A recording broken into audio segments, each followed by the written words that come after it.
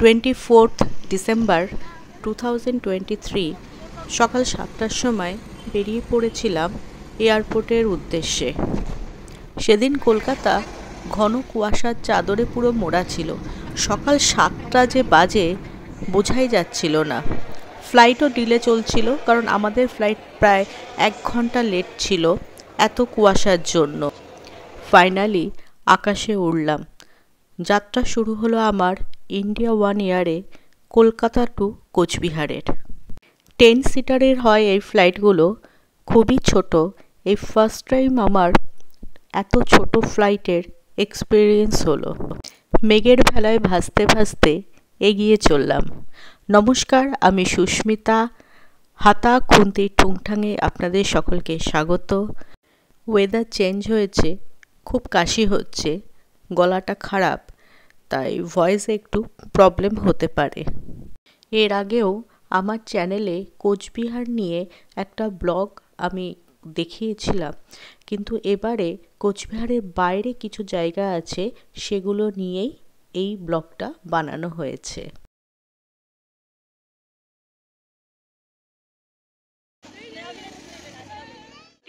আমরা কোচবিহারে আছি, তো সেখানে এক চার্চে এসেছি আমরা। এয়ারপোর্টের পাশেই এই চার্চটা, খুব সুন্দর লাইটিং করা হয়েছিল। আর বড়দিন উপলক্ষে রাস্তার দুধারে তো মেলা বসেছিল, তার মধ্যে পিঠে পুলি তো বসেই ছিল।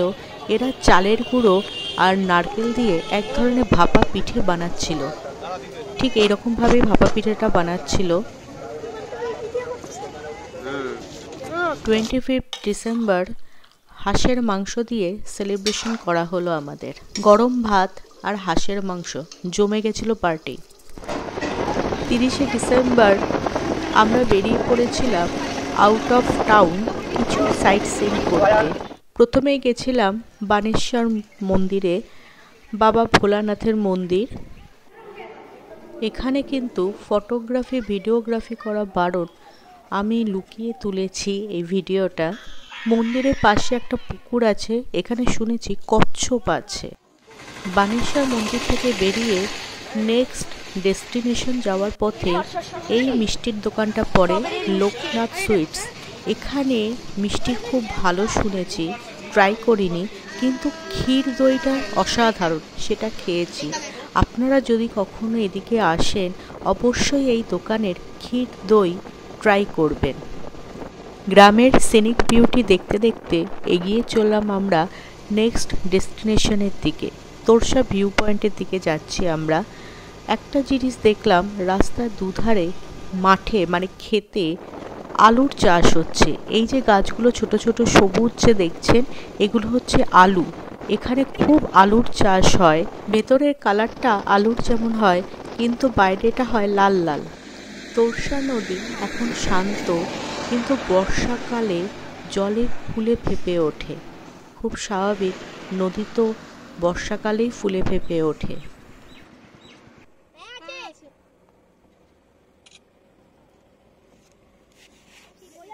এরপর আমরা এখান থেকে গেছিলাম মধুপুর ধামে। এই মন্দিরটার নাম মধুপুর ধাম। এটা কোচবিহারের রাজা বিল্ড করেছিল, মানে তৈরি করেছিল।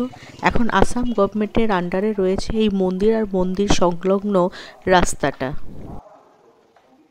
আমরা যখন কোচবিহার টাউনে ব্যাক করলাম, তখন অলরেডি সন্ধ্যা হয়ে গেছিল, 5টা বেজে গেছিল। আর 5টা বাজলেই কোচবিহার রাজবাড়ি গেট বন্ধ হয়ে যায়, কাউকে ঢুকতে দেওয়া হয় না সেখানে। তো সেই দিন আমাদের রাজবাড়ি দেখা হলো না। তবে কোচবিহার এসেছি, রাজবাড়ি দেখবো না সেটা তো হয় না। তবে টার্গেট আছে, এরপরে যেদিন বেরোবো রাজবাড়িটা আবার ঘুরে দেখব। সন্ধেবেলায় রাজবাড়ি কেমন লাগে দেখতে সেটা তো দেখেনি, সেটা দেখা হয়ে গেল। বাড়ি ফেরার পথে মদনমোহন টেম্পল পড়লো। তো সন্ধ্যাবেলায় তো কখনো এই মন্দিরে আসিনি, তো ভাবলাম একবার দেখেই নি। এখানে মদনমোহন মানে শ্রীকৃষ্ণের বিগ্রহ কিন্তু পুরো সোনার তৈরি। মদনমোহনের পাশে রয়েছে দেবী ভৈরবীর মন্দির। দেবী ভৈরবী হচ্ছে দুর্গার আর এক রূপ। মদনমোহন টেম্পলের পরে বাড়ি ফিরে এসেছিলাম, কারণ পরের দিন আবার বেরোতে হবে নতুন ডেস্টিনেশনে। পরের দিন মানে 31 ডিসেম্বর আমাদের ডেস্টিনেশন ছিল রসিকবিল। রসিকবিল কোচবিহার টাউন থেকে যেতে লাগে প্রায় 1.5 ঘন্টা। Rasikbil is a bird sanctuary. এখানে নানা ধরনের পাখি দেখতে পাওয়া যায়, যেমন পানকৌড়ি, মানিকচোর, বিভিন্ন ধরনের পাখি। তবে শুনেছি শীতকালে বিভিন্ন ধরনের পরিযায়ী পাখি এই ঝিলে নাকি উড়ে আসে, মানে এই ঝিলে নাকি দেখা যায়। তো দেখা যাক আমাদের ভাগ্যে কি আছে, তাই সেই পাখিগুলোকে দেখা যাবে কি না।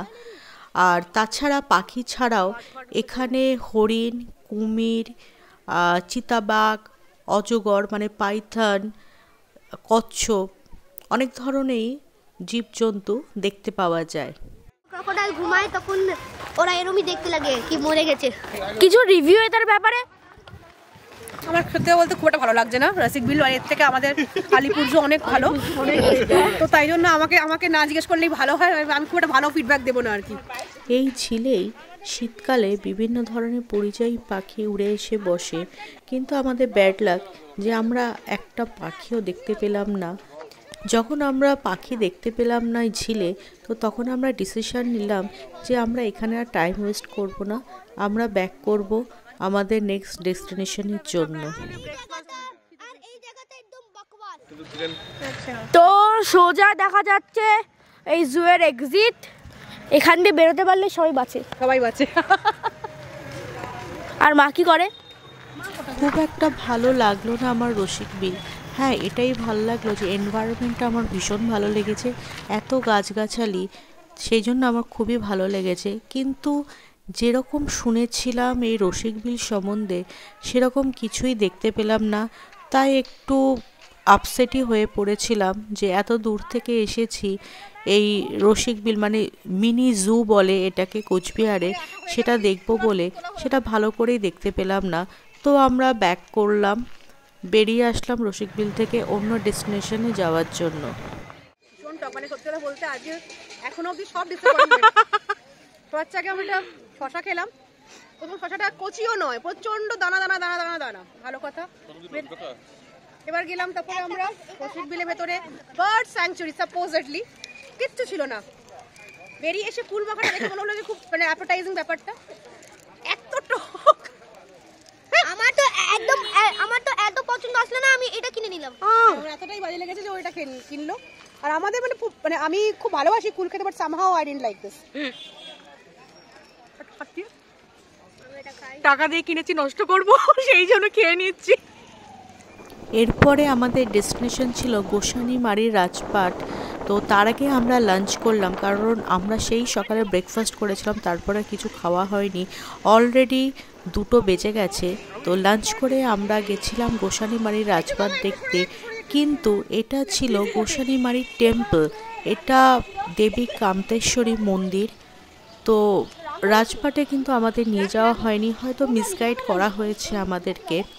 তো যাই হোক, দেবী কান্তেশ্বরী মন্দির, তার মাঝখানে হচ্ছে এটা হচ্ছে যজ্ঞ হয় এখানে। আর এই যে লেফট সাইডে এখানে হচ্ছে নাট মন্দির। লাগলো কিছু রাজবাড়ির মতো হবে, কিন্তু আসলে কিছু বেরো না। এখানে রিভিউ কেমন শ্রীলা আন্টি? এটা না হিস্টোরিক্যাল প্লেস অ্যাকচুয়ালি, এটা কামতেশ্বরী টেম্পল, কিন্তু আসলে মুঘল আর্কিটেকচারের উপরে combination of Mughal architecture and Bengali একচারা টাইপ যে টেম্পল গুলো হতো, ওটার দুটোর মিশানো একটা কম্বিনেশন। ভালোই, সারা দিনটা কেমন মানে আটার ডিসঅ্যাপয়েন্টমেন্ট ছিল, বেকার গেল। হ্যাঁ, ওই জুতা একদম বাজে ছিল। তারপরে একটা কি আধা ঘাট না কাঁচকলা ঘাট আমি জানি না, ওটাও আমার ভালো লাগলো না। এটা বেটার, বাট ঠিক আছে। মানে আজকের দিনটা আমার মনে হচ্ছে আমরা বাড়িতে বসে একটু আড্ডা মারলে হয়তো it would have been much more fruitful. না, কালকে তো ভুটান যাব। ও ভুটান যাব, মানে ওই ভুটান বর্ডার। এখান থেকে আমরা বাড়ির পথে রওনা হলাম, কারণ 31 ডিসেম্বর 2023 ইভিনিং এটা, বাড়িতে প্রিপারেশন করতে হবে নাইটে। তো একটু আমাদের ফেরার তাড়াও ছিল, আর খুবই ডিসঅ্যাপয়েন্টেড ছিলাম যে ঠিক মতন আমরা দেখতে পেলাম না যে যেসব জায়গায় মানে সেদিন আমরা ঘোরাঘুরি করেছি। তো যাই হোক, ভালো মন্দ সব মিলেই থাকে। তো তখন আমাদের মাথায় ঘুরছে যে বাড়ি গিয়ে 31 নাইটে প্রিপারেশন নিতে হবে। আজকে যে দেশি চিকেনের ঝোল, সঙ্গে গরম গরম ভাত, আর অনিরুদ্ধ বাজে চিলি চিকেন পকোড়া তৈরি হচ্ছে চিকেনের জন্য। আর ওদিকে শ্রীলান্টি গেছে রসুন কাটতে, সব মিলিয়ে 31 নাইটে জমিয়ে আড্ডা। তার সঙ্গে হচ্ছে খাওয়া দাওয়া। 2023 আজকে শেষ দিন, জমিয়ে চলবে আমাদের খাওয়া দাওয়া। আমি বলে দিয়েছি মেনুটি, পার্টি চলবে, পাশে গান বাজছে, আমাদেরও বাজবে একটু ঘরে। আর 2024-এও 1 জানুয়ারি কোচবিহার।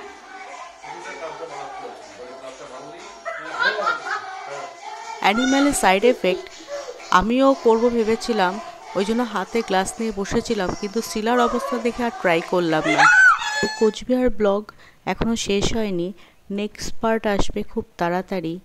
2023 শেষ হয়ে গেল হাসি মজায় টেনশানে, 2024ও এরকমই হাসি মজায় টেনশানে সুখে দুঃখে কেটে যাবে সবার।